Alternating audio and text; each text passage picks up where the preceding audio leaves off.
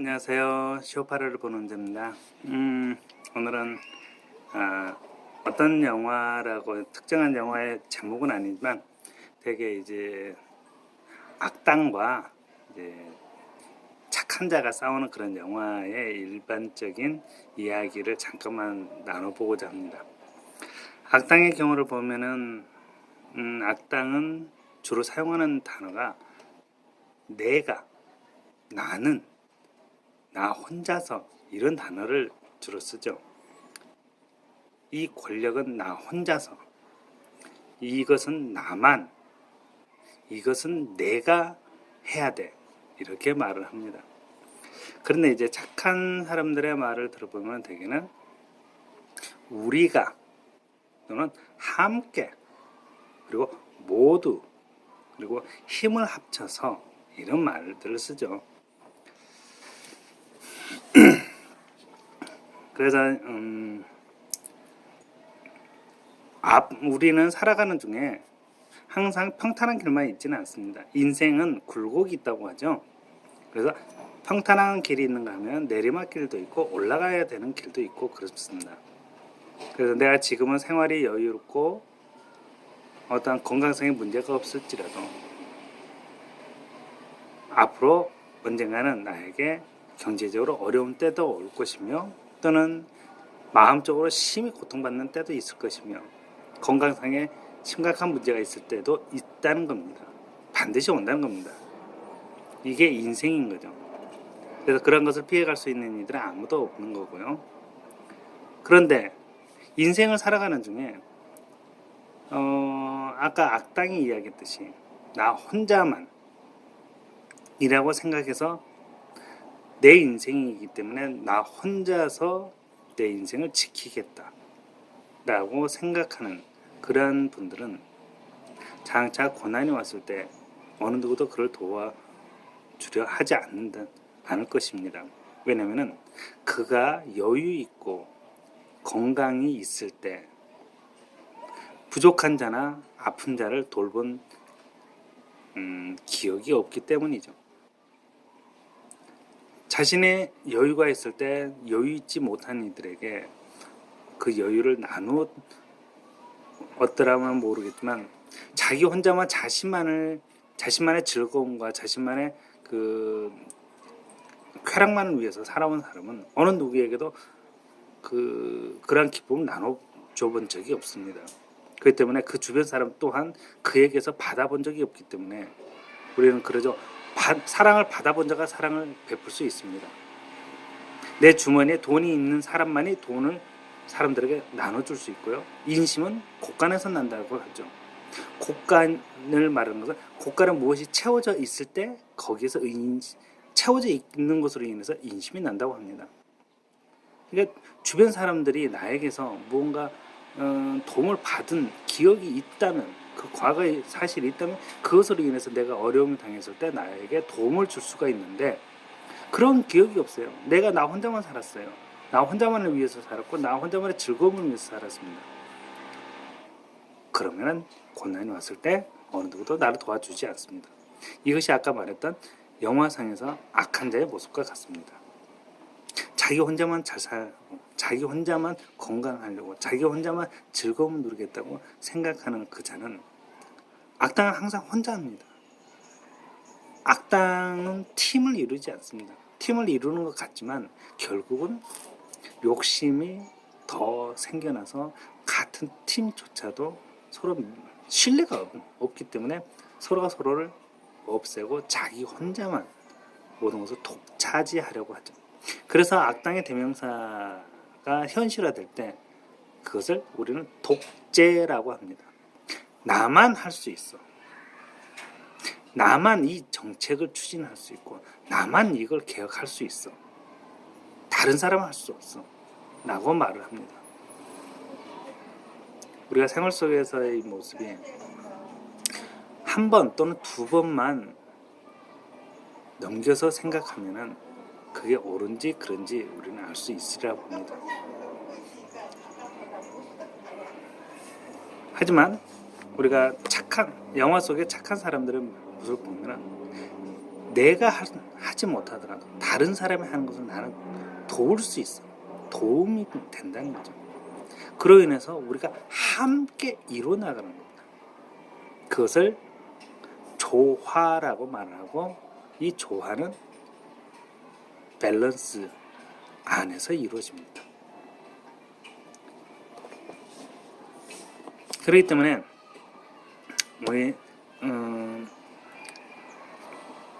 우리가 착한 사람 또는 영화상에서 아름다운 결과를 맺는 사람, 그리고 모두에게 미소 짓게 할 수 있는 그런 삶의 모습 하시면, 지혜로운 자의 모습은 자기 혼자서 모든 것을 다 하려고 하는 게 아닙니다.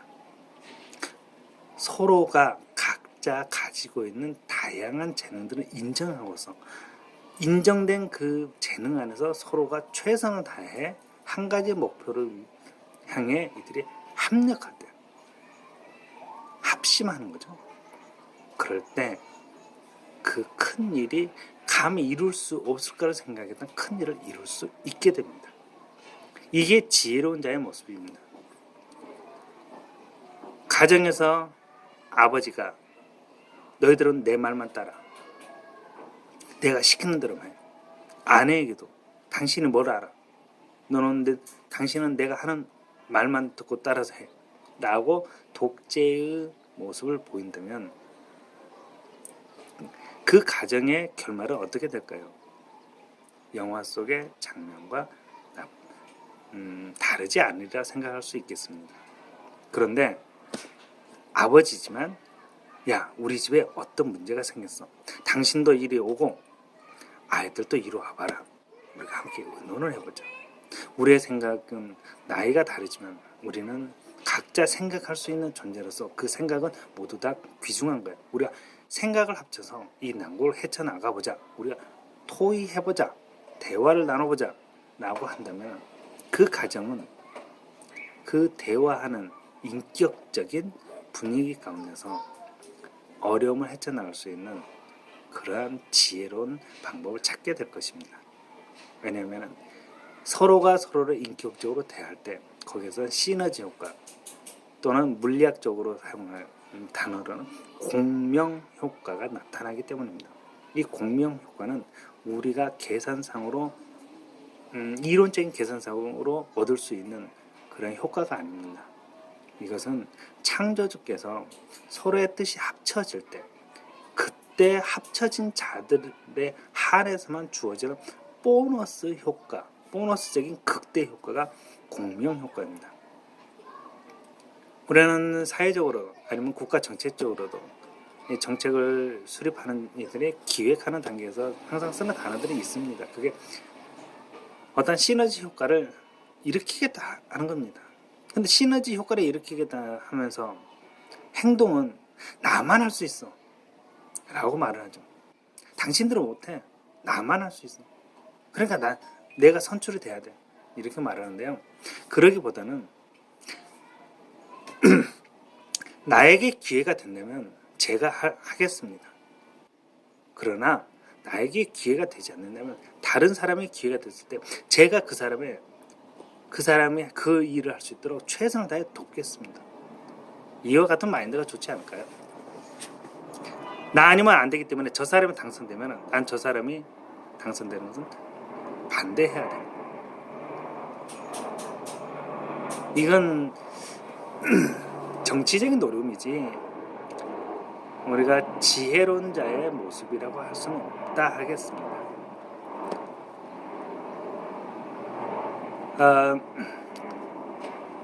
사람에게는 인간 본연의 모습이 필요한 반면에 인간 모습 안을 떠나서 직업적인 부분에 들어가면은 실리를 따지는 거죠. 거기에는 정당의 활동도 있다고 저는 생각합니다. 그렇기 때문에 저는 어느 특정 정당을 향해서 이야기하는 게 아니라 왜 나만 할 수 있느냐라고 하는 이 부분에 대해서는 우리가 한번 깊이 생각해 볼 필요가 있겠다 싶어서 나누는 이야기입니다. 나 혼자만 할 수 있는 건 아닙니다. 왜냐? 우리는 모두가 그 일을 할 수 있는 조력자들이고 협력자들이기 때문이죠. 우리는 함께 할 수 있습니다.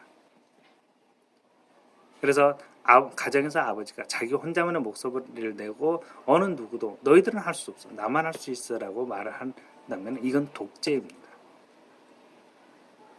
그러나 아버지가 나서야 될 때는 아버지가 나서지만 엄마가 나서야 될 때는 엄마가 나서, 그리고 자녀들이 나서야 될 때는 자녀들이 나설 수 있도록 서로가 도와주고 배려해주는 그 모습은 참된 가정의 모습이고 진정한 자유를 누리는 그 가정이라 할 수 있는 나라가 된다고 할 수 있겠습니다. 이렇듯 자기 자신만을 생각하는 이에게는 동료가 없습니다. 그래서 독재를 펼치는 이들의 모습을 보십시오. 독재는 배려가 없이 오직 권위만에 대해서는 권위주의 아빠의 모습을 볼 수가 있습니다. 권위주의 부모라든가 권위주의 부모, 권위주의 아빠 옆에 자녀들이 함께 하던가요? 자녀들조차도 피부치조차도 함께 하지 않습니다. 그러면 독재 사회는 어떨까요? 독재 사회에서 지도자로 있는 이들, 겉으로는 옆에 함께 있는 것 같지만 그 독재자의 힘이 약해지는 그 순간에도 주변의 인물들은 그와 함께 할까요? 그렇지 않을 것입니다. 독재자에게는 어느 누구도 함께 하지 않습니다. 다만 독재가 아닌 나도 소중하지만 당신도 소중해. 그렇기 때문에 우리가 함께 소중함으로써 당신도 살 수 있지만 나도 살 수가 있어. 나도 건강하게 살 수 있는 거야. 라고 인간은 사회적 동물이라고 했던 그 아리스토텔레스의 말처럼 그 사회성을 지켜나가는 그런 가정만이, 그런 사회만이 올바른 아름다운 모습을, 미래를 맞이할 수 있으리라 봅니다. 내가 지금 못하지만 다른 누군가는 할 수 있어 라고 자신에게 기회가 오지 않는다면 그걸 마땅히 다른 사람에게 넘길 수도 있는 그러한 모습이 참된 모습이지 않을까 싶습니다. 우리는 오늘 하루를 살아가면서도 각자 일터에서 자신의 일에 자신감을 가지고 일합니다. 그러나 내가 한 일에 대해서만 자신감을 가지고 그냥 자신감이 있고 다른 사람이 하는 일에 대해서는 비판의 그런 비판 일색의 모습을 보인다면 그 또한 독재의 모습이라 할 수 있겠습니다. 그런 자 옆에는 동료도 어떤 협동이라는 단어도 없을 것이며 그가 맞이할 미래는 그렇기 때문에 영화 속 한 장면과 유사하리라 봅니다. 오늘 살아가는 여러분들, 우리가 내 자신을 배부르게 하는 게 나에게 득이 될 것 같다라고 생각하는 것, 이것이 나 자신에게 내가 속는 것입니다. 그럴수록 내 삶은 피폐해지고 가지면 가진 재물을 취하면 취할수록 내 마음은 더 피폐해지는 겁니다. 왜냐면요, 내가 무엇인가를 다른 사람 손에 들어갈 것을 내가 빼앗아서 내 주머니에 넣었을 때 내 주변의 친구들은 하나씩 나를 떠나가게 되기 때문이죠. 그러면서 내 마음은 피폐해지기 때문에 내 마음은 지옥과 같은 삶을 살게 됩니다. 그렇기 때문에 재물의 눈독이들에서 계속 재물을 탐하는 자일수록 그 생활을 벗어나지 못하는 게 이와 같습니다. 그러나 내 손에 들어올 거 그것을 마땅히 나눠줄 수 있는, 콩 한 쪽도 마땅히 나눠 먹을 수 있는 그러한 마음이 있을 때 그 마음은 자유를 얻을 것이고, 그가 자유를 얻기 때문에 그의 삶은 항상 여유가 있습니다. 웃음을 가질 수 있고요, 다른 사람의 실수를 거뜬히 포용할 수 있는 그런 아량 있는 사람이 될 것입니다. 우리가 바라는 것은 그런 모습 아닌가요?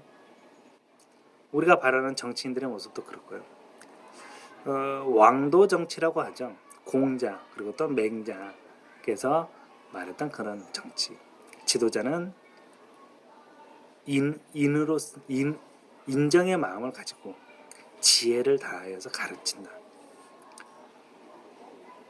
그런 것을 우리가 바라는 것 같습니다.